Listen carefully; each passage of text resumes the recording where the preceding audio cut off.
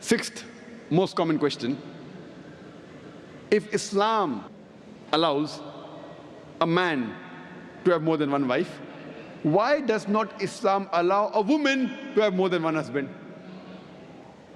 As far as marrying women is concerned, the categories of women a man can marry is clearly specified in Surah Nisa, chapter 4, verse number 22 to 24.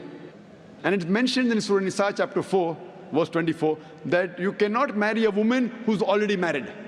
That means in Islam, a woman cannot have more than one husband. Before I give you the real reason, imagine there's already a scarcity of women finding husband. If a woman has more than one husband, this scarcity will increase. It will multiply the problem. Let's analyze what are the logical reasons that Islam prohibits a woman to have more than one husband. When a man has more than one wife, and if any child is born out of that wedlock, you can easily identify who is the father as well as who is the mother. But if a woman has more than one husband, and if a child is born, you can identify the mother, but you will not be able to identify the father. And if you go to admit that child in school, and if they ask you what is the name of the father, you may have to give two names. And today psychology, they tell us that identifying the parents is very important for a healthy childhood, especially the identity of the father. If you cannot identify the parents, the child has a lot of mental trauma. Today, after science has advanced, I'm aware that there is DNA testing and genetic testing, where you can identify who is the father and who is the mother, though it's not very accurate.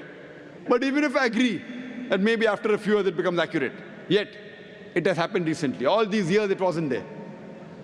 And this is not the only reason why a woman is not allowed to have more than one husband. There are various other reasons. For example, today science tells us that a man is more polygamous in nature as compared to a woman. Today science tells us that because of the various behavioral and psychological changes that take place in a woman during menstrual cycle, she cannot do the role of multiple wives simultaneously. Whereas a man, he can do the role of multiple husbands simultaneously.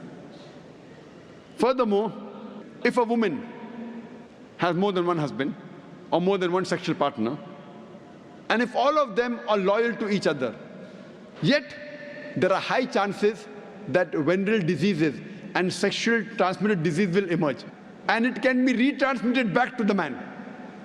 Whereas if a man, today medical science tells us that if a man has more than one sexual partner, has more than one wife, and if all of them are loyal to one another, there are hardly any chances of venereal diseases or sexually transmitted diseases emerging in them.